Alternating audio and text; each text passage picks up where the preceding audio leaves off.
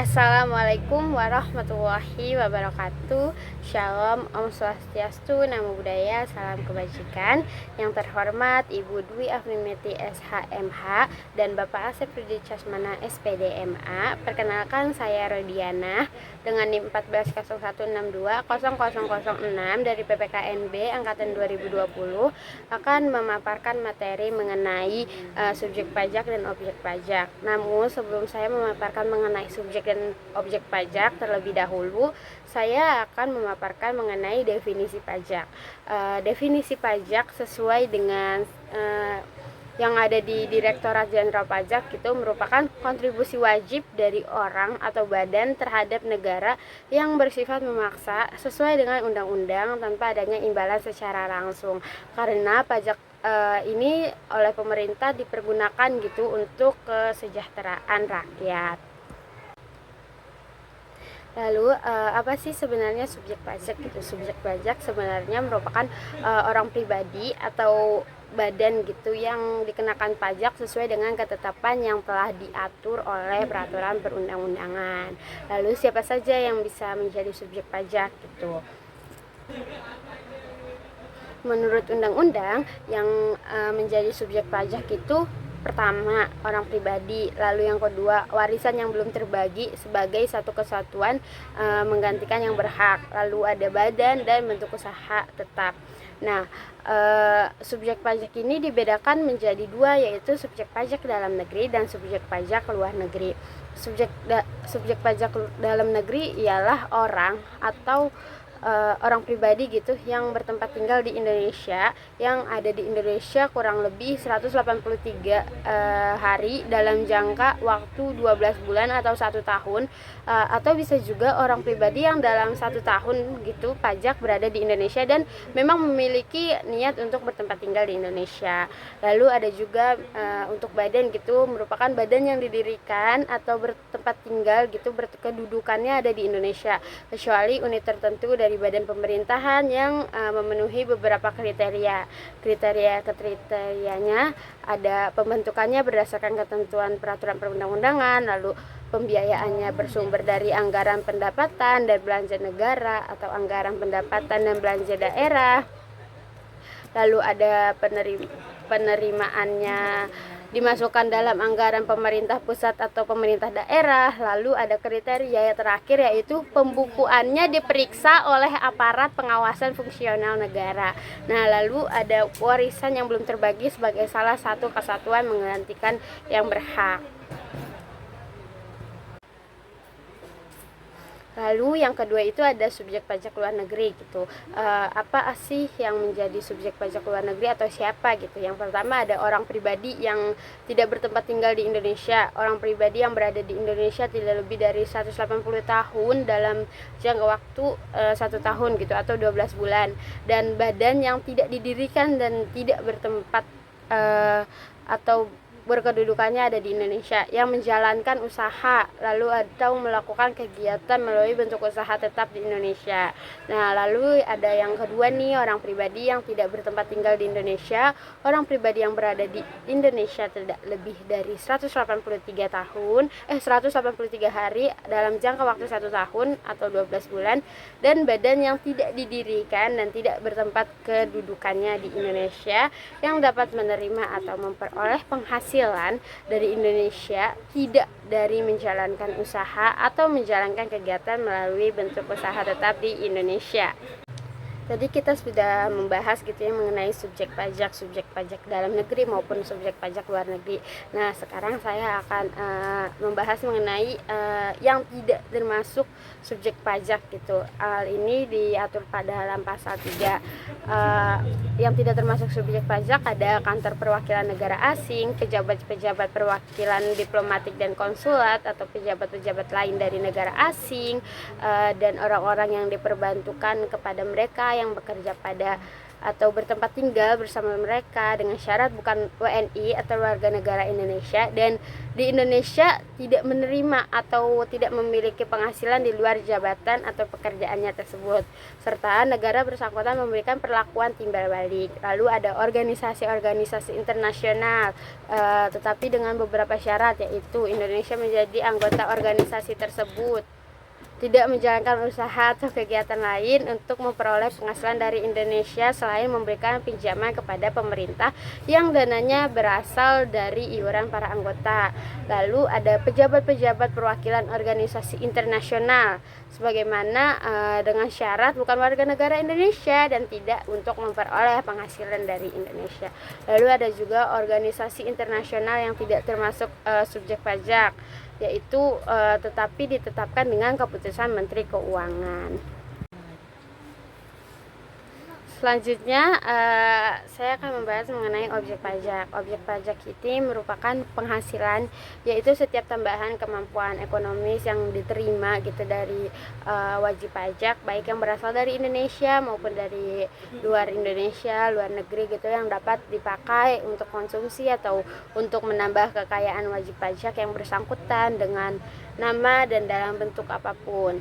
Nah, yang termasuk dalam objek pajak itu satu, penggantian atau imbalan berkenaan dengan pekerjaan atau jasa yang diterima gitu, termasuk upah, gaji, tunjangan, honorarium, bonus, komisi, gratifikasi, uang, pensiun, atau imbalan-imbalan lainnya kecuali yang ditentukan oleh undang-undang. Lalu ada hadiah dari undian atau pekerjaan atau kegiatan atau semacam penghargaan.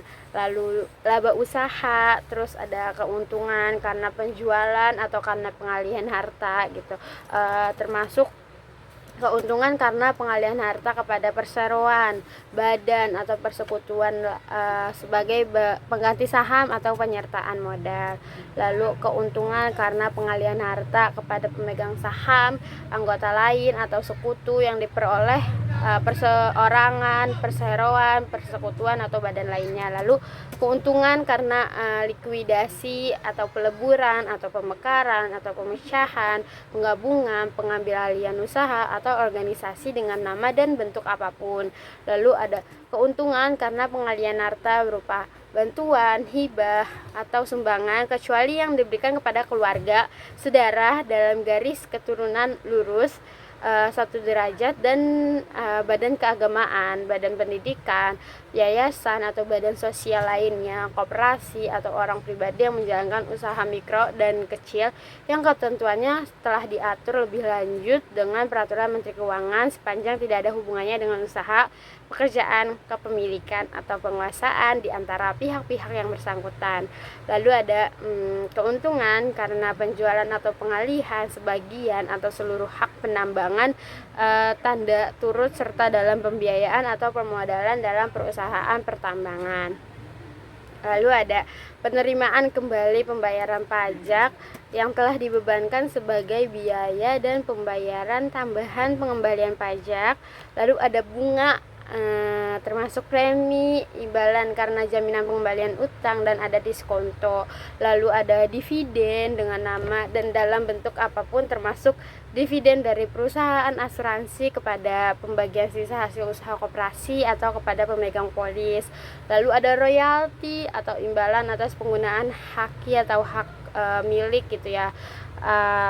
Lalu ada sewa dan penghasilan lain sehubungan dengan penggunaan harta. Lalu ada penerimaan atau perolehan pembayaran berkala, ada keuntungan karena pembebasan utang kecuali sampai dengan jumlah tertentu yang ditetapkan dengan peraturan pemerintah.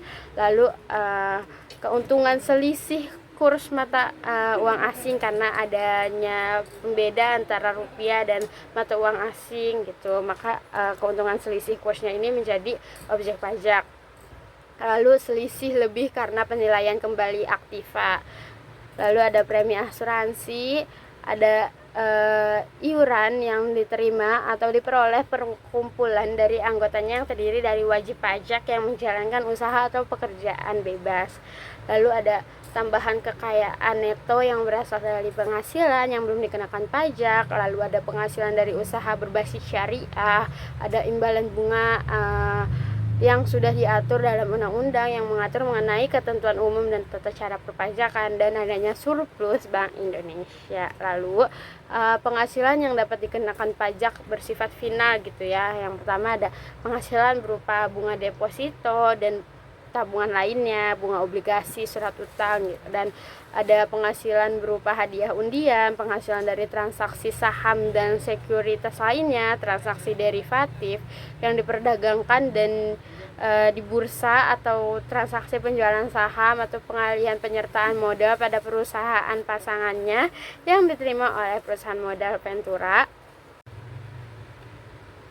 Lalu ada penghasilan dari transaksi pengalihan harta berupa tanah atau bangunan, usaha jasa konstruksi, usaha real estate atau persewaan tanah dan atau bangunan. Lalu yang terakhir itu ada penghasilan tertentu lainnya. Nah, yang dikecualikan dari objek pajak gitu ya, karena tadi kita udah membahas tentang objek pajak tuh apa aja. Nah sekarang yang dikecualikan dari objek pajak yaitu satu, bantuan atau sumbangan termasuk zakat yang diterima oleh badan amil zakat atau lembaga amil zakat yang dibentuk atau disahkan oleh pemerintah yang diterima oleh penerima zakat yang berhak, atau sumbangan keagamaan yang sifatnya wajib bagi pemeluk agama yang diakui di Indonesia yang diterima oleh lembaga keagamaan yang dibentuk atau disahkan oleh pemerintah dan yang diterima oleh penerima sumbangan yang berhak dengan ketentuan yang sudah diatur atau berdasarkan peraturan pemerintah.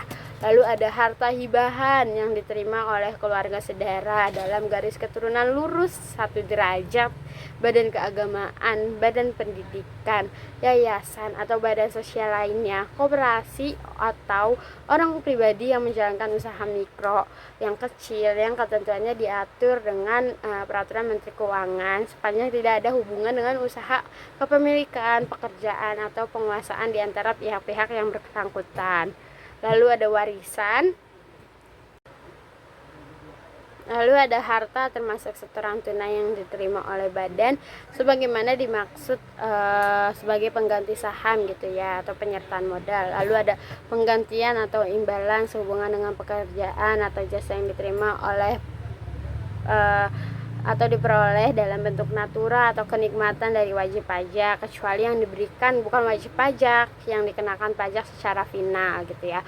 Lalu ada pembayaran dari perusahaan asuransi kepada orang pribadi sehubungan dengan asuransi kecelakaan, jiwa, dwiguna, beasiswa, dan asuransi kesehatan. Lalu ada dividen atau bagian laba yang diterima atau diperoleh perseroan terbatas sebagai wajib pajak dalam negeri, kooperasi badan usaha milik negara atau badan usaha milik daerah dari penyertaan modal pada badan usaha yang didirikan dan bertempat kedudukan gitu di Indonesia dengan syarat dividennya harus berasal dari cadangan laba yang ditahan. Lalu ada perseroan terbatas badan usaha milik negara dan badan usaha milik daerah yang menerima dividen atau kepemilikan saham yang memberikan dividen paling rendah sebesar 25% dari jumlah modal yang disetor.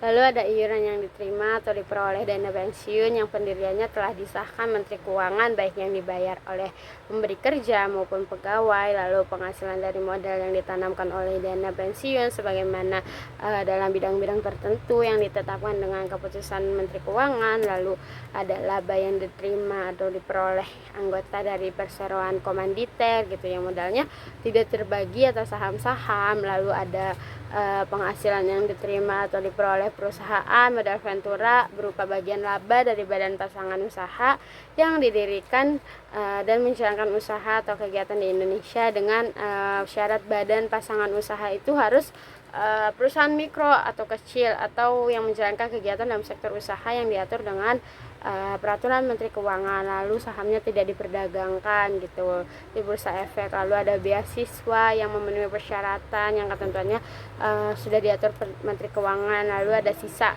lebih yang diterima atau diperoleh badan atau lembaga nirlaba yang bergerak dalam bidang pendidikan, penelitian, pengembangan atau yang diatur berdasarkan peraturan Menteri Keuangan. Lalu ada bantuan atau santunan yang dibayarkan oleh jaminan sosial kepada wajib pajak tertentu yang tentunya telah diatur lebih lanjut berdasarkan peraturan Menteri Keuangan. Baik, sekian pemaparan materi dari saya. Kurang lebihnya mohon maaf. Wassalamualaikum warahmatullahi wabarakatuh.